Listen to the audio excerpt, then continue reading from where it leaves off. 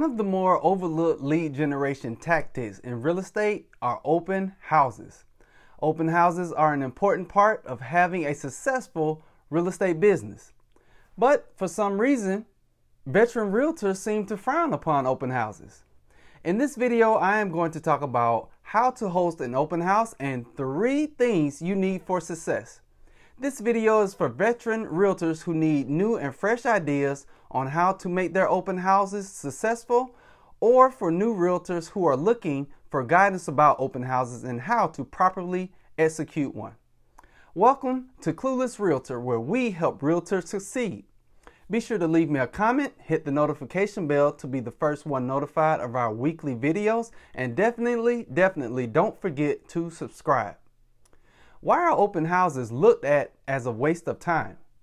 It's probably because the open houses has not been executed properly. If implemented correctly, an open house can be used as a major lead generation tool.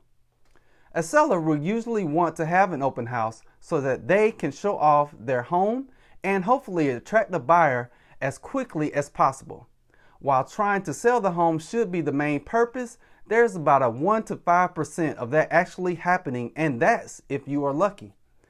So, if you know hosting an open house is probably not going to sell the listing home, then why not try to give the open house another purpose so that you don't feel like you are wasting your time? Why not use this as a lead generation tool to help grow your real estate business? But what do you need to have a successful open house? Here are 3 things you need for an open house to help you grow your real estate business. Of course, you will need more than just these 3, but these are the tools and resources that I have found to be most successful. First is to have open house signs. And I mean a lot of open house signs. If the average agent is going to put out 2 to 3 open house signs, then you need to go above and beyond and put out 5 to 7. Putting out more signs than other agents will allow you to expand your reach to the public.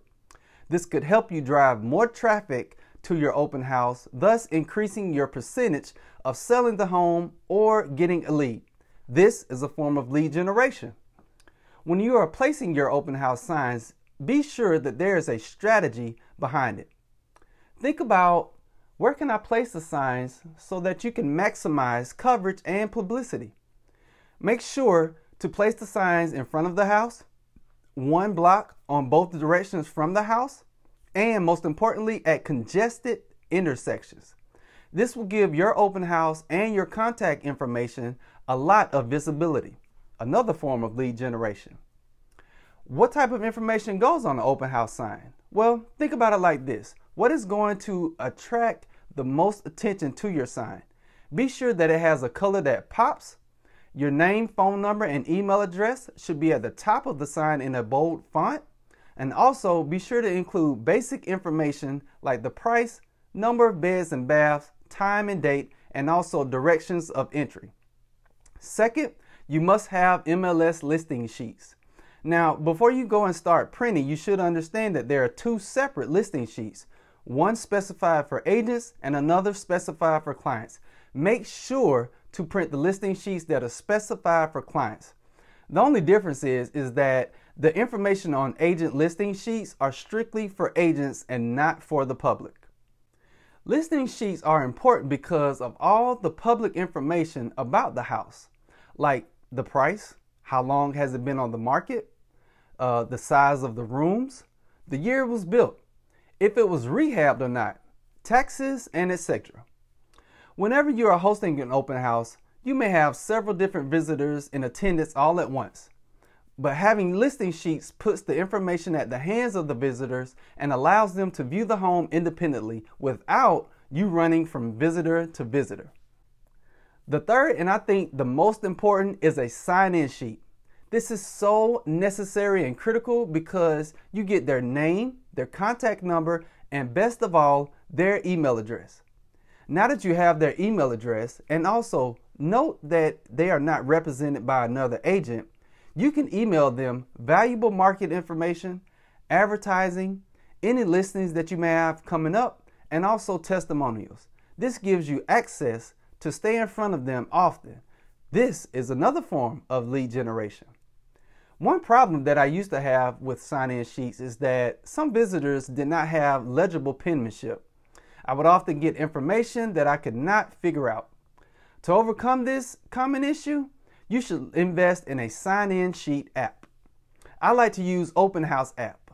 With the Open House app, realtors can create beautiful forms that visitors can complete right on your phone or tablet.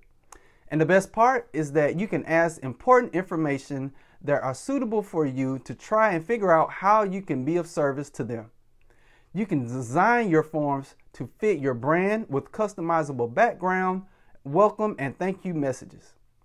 So let's go over everything. Make sure to have MLS listing sheets, a lot of open house signs so that you can strategically place for marketing purposes, and finally a sign-in sheet to grab their contact information, specifically their email address. But make sure to have a sign-in app so that you don't have to waste your time trying to figure out their handwriting.